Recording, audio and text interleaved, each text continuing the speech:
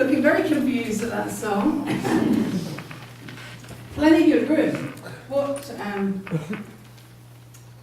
There are a couple of different, well actually there's many different versions of that song.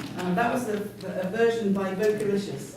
And I'm going to put the words up on the screen, but I figured that you could remember Plenty Good Room. Maybe next time just put the words up. But I don't think it does us any harm to keep singing Plenty Good Room, Plenty Good Room, Plenty Good Room, because there is plenty of good room. And today we'll explore why we need to keep looking at Plenty Good Room, because sometimes we forget that there's room for other people at the table apart from ourselves and those we like. And those that eat chocolate. So our sermon series for February is a Black History Month sermon series, and it's based around Negro spirituals. And so this week is Plenty Good Room. And we will also have, there's a Balm in Gilead, Fix Me Jesus, and I've gone blank. That's not the name of the last one. I've been picked and I've been scored.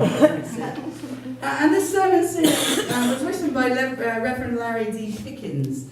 And so we're kind of broadly using his sermon series. And this sermon series will include 2 different preachers apart from me, and liturgical dance. I know, right? You should be excited to be here every week in February. So, the screen that we have up at the moment, the picture is of Morgan Freeman playing God, who plays the best ever God ever. Yeah, I just have this, desire to go. But we also have, now I'm blank on her name as well, Octavia Spencer playing God. And when I've seen the movies that these 2 characters are related to, I'm reminded that the characters in these movies are very different to the gods that are portrayed in a lot of the older movies. The gods of vengeance and the gods of wrath, and there's no forgiveness and everything else. And yet, both of these gods are a God of love, a God of acceptance, a God of beauty, a God that reflects what I believe God is. And I know that's my truth, and some of us will have different truths. But for me, the images that we have is one of the very good reasons that I use no terminology that is gender-based or race-based around God. Because some of us will see Octavia Spencer as a female God and truly embrace that. Some of us will see Morgan Freeman as a male God and truly embrace that. Some of us will have neither of those images. And all of that is okay. Because God speaks into our hearts the way we need to experience God. And that was the words in the Shack with Octavia Spencer. You weren't expecting me to look like this, but this is what you needed to see in order to experience me. So, going back to Reverend Pickens, he talked about in his sermon outline about not being particularly athletic when he was young. Now, some of you may well relate to this story. He said that he was never chosen for sports teams. Or if he was the last one. Yeah, I was there. I was okay, but it just didn't fit in. So, but it was so bad for him that some of the teams would rather go a person short than have him on their team. In fact, one day it was so bad that they told him that practice was at 3 o'clock, and he got there and he waited till 6 o'clock and nobody came. The practice had actually been at midday because they didn't want him on the team. But he remembers a really pivotal experience in his life when it came to one of his class. He made it into the intramural basketball championship in the 8th grade. And he was so excited about this. Now, I don't understand any of this language, but I'm sure some of you will, and if you don't, see Nita. But he said says, our centre fouled out of the game and we were down 4 points. The coach looked down the bench and looked past me. And then he looked in the other direction and looked at me again. And he then asked, I'll put you in the game. Will you stay out of the 3-second lane? Okay, you understand. We got you. At that point, he says, had he asked me if I could slam dunk, I would have said yes. This was my chance to get into the game. When I got in the game, not only did I avoid getting a 3-second call, but I scored 2 baskets and helped our team capture the win in what was one of the most thrilling experiences of my life. I got into that game and it changed my life forever. When we are given room at the table, it can change our lives forever. There is plenty of room. The song, Plenty Good Room, talks about the inclusiveness of God. And it's a real theological statement. And you know, you think about when that song was written, there was no inclusion.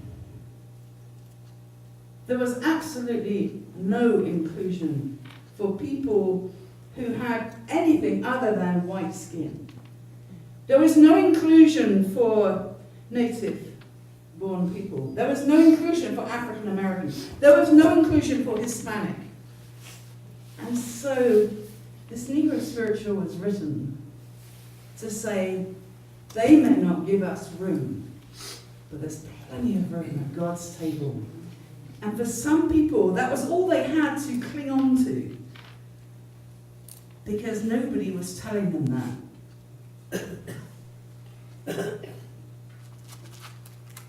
God chooses us. God chooses me. And despite our imperfections, God chooses you and me. Despite our failures, God chooses you and me. Despite our past, despite my past, God chooses us. Despite our present, God chooses us by making it clear that there is plenty of room. And the whole point of Jesus' words that we heard from John was to tell us that there is plenty of room. And that plenty of room is not one box that all of us have to fit into. Because there are many rooms, many different rooms that we can go into, because there is plenty of room. And I was thinking about this, and I was thinking that, you know, sometimes you see these quizzes, or people ask you, if you were going to go to a desert island, who would you take with you? I want that to sit with you for a minute, and I want you to really think about who you would take on a desert island with you. Really think about it and be honest with yourself.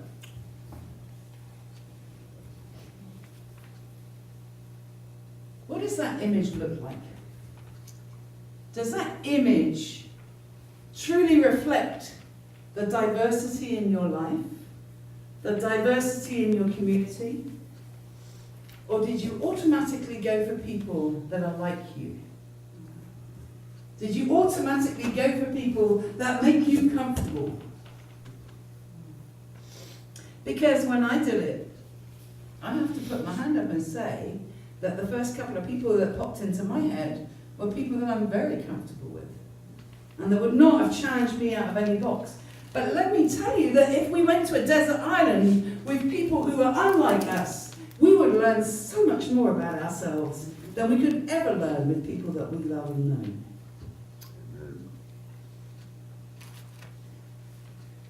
Pickens shares a theory from the late Emil Fackenham, who is a Holocaust survivor, who developed the concept of what he called a double move. And for Fackenham, a double move meant to seek explanation, but also to resist explanation. So to seek explanation, but also to resist it. So on the one hand, we want to understand what what Jesus' capacity to embrace the stranger and the rejected meant. But on the other hand, we don't really want to embrace those characteristics ourselves because it's too hard. And we find such inclusive capacity to be compelling, yet when there is a fear of the unknown, and sometimes it's covered with a repulsion of strangers. We talk a lot in this church about being radically inclusive, about making sure that our doors are open to people who come in. This is radical. You know, anybody that comes through the door, it matters not where you come from, how much money you have, how much ability you have, the background that you have. Nothing matters. What matters is that we open our arms and we say, you are welcome here. Radical welcome. That's not radical. That's exactly what Jesus did. That's fundamental to who we're supposed to be. And yet we see it as we're doing something very different. And we get very excited because we have the radical welcome at Trinity MCC. But it should be at the very heart and core of everything that we do. I was talking to a pastor of a little more non-liberal church this week. And that was one of the things that we really agreed on, is that we so often talk about fundamental Christianity and radical Christianity, progressive Christianity, and every other label that comes in. But actually, if you stop and look at the few words that we have from Jesus, and we consider that Christianity is based on Jesus, I mean, the fact that he was Jewish, I guess we could call ourselves Judo-Christians, but there's another thing. Maybe I'll just imagine. But if we consider that everything we're doing is based on what Jesus did, then we are fundamental Christians in this church, or a fundamental community. That's something to sit with.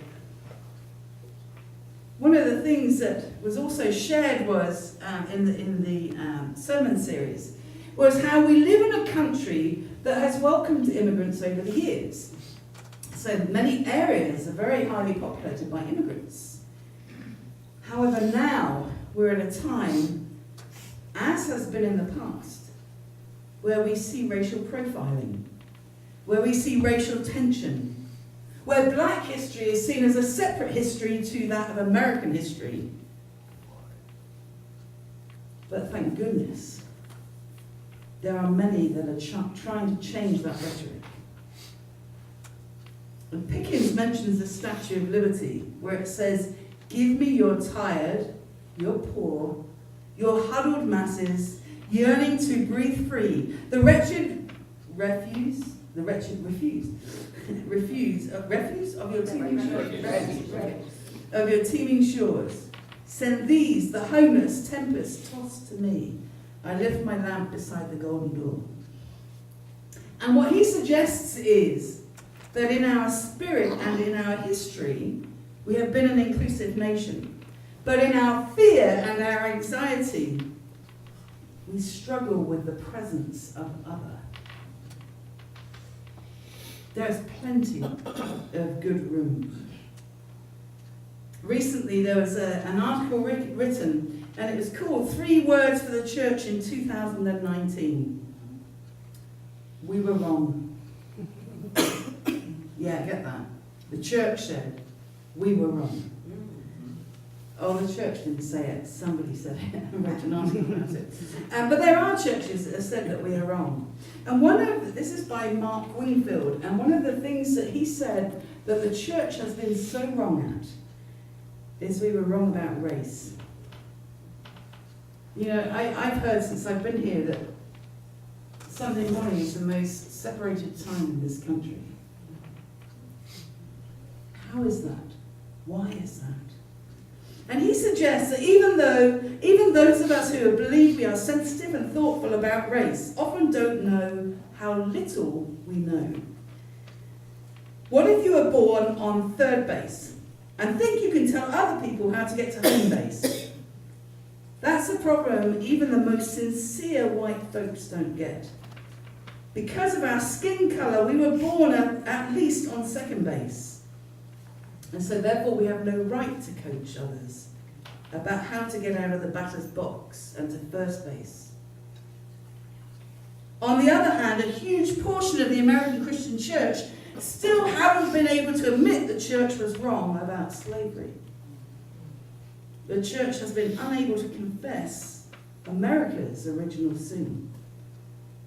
Perhaps in part because it was faith handed down without question from parents and grandparents.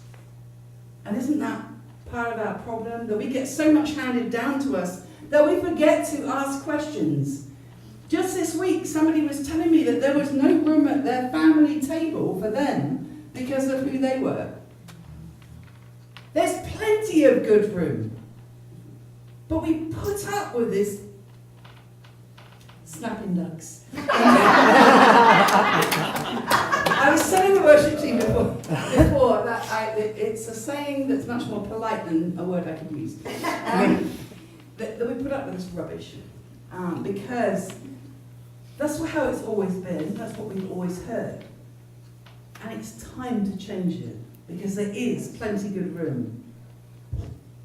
Jesus had to tell the people of his day, even though God had told them for thousands of years before, Jesus had to come again in the New Testament and say, actually, there's plenty of room for everybody.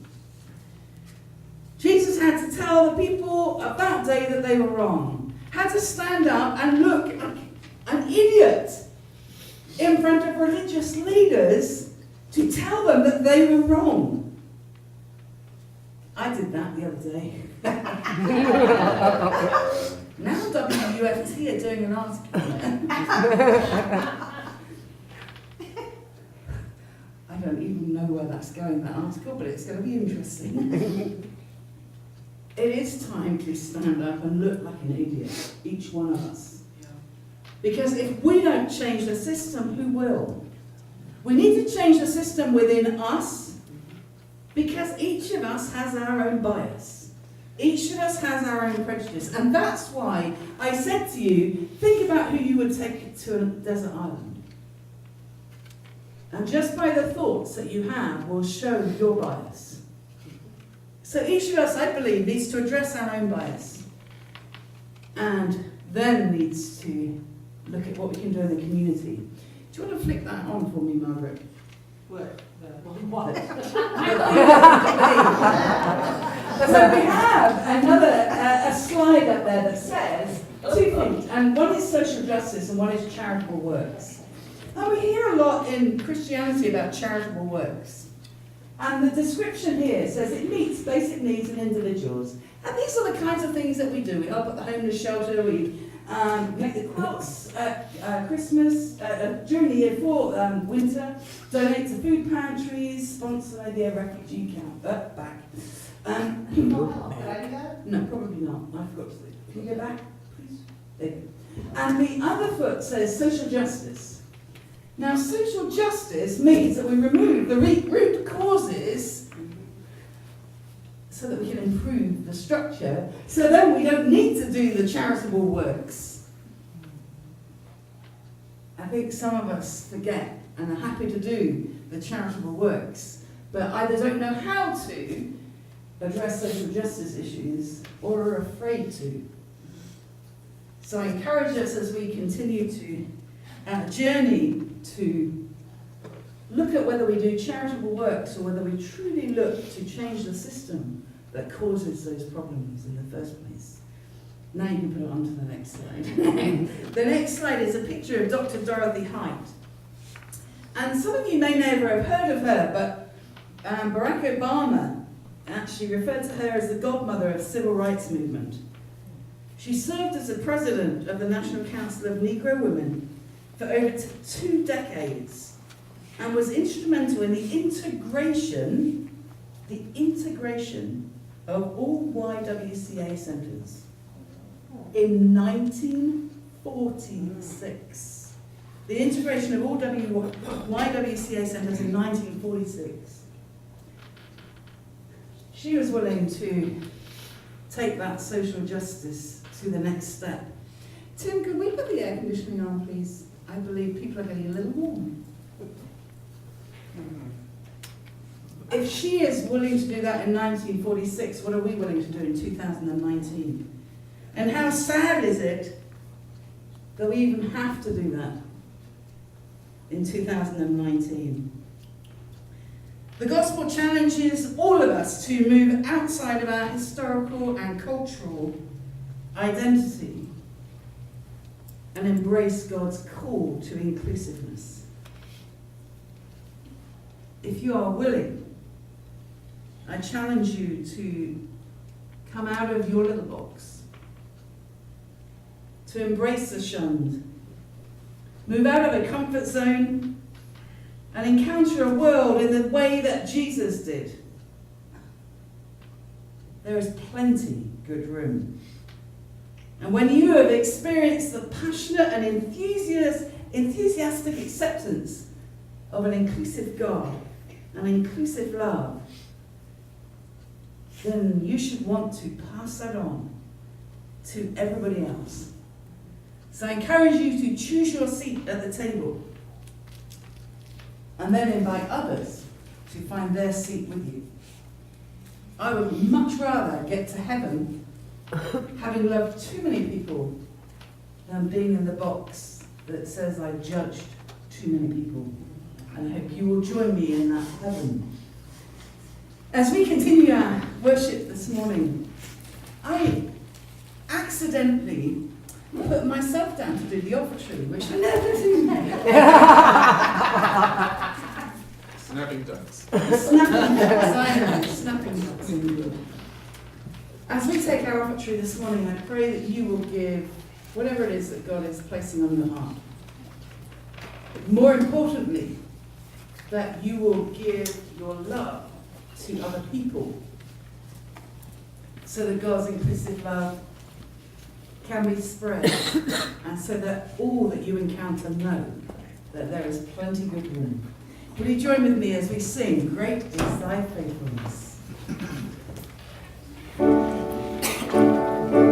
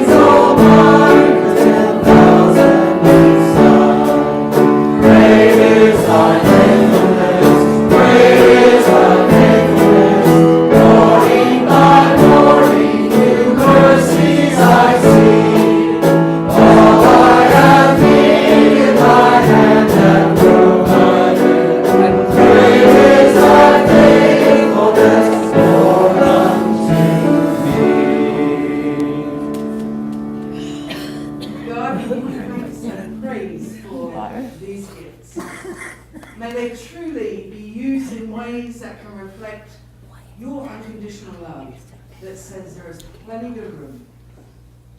May each person that makes a decision about using this money have their minds and hearts open to whatever direction that you guide them. In your name we pray. Amen.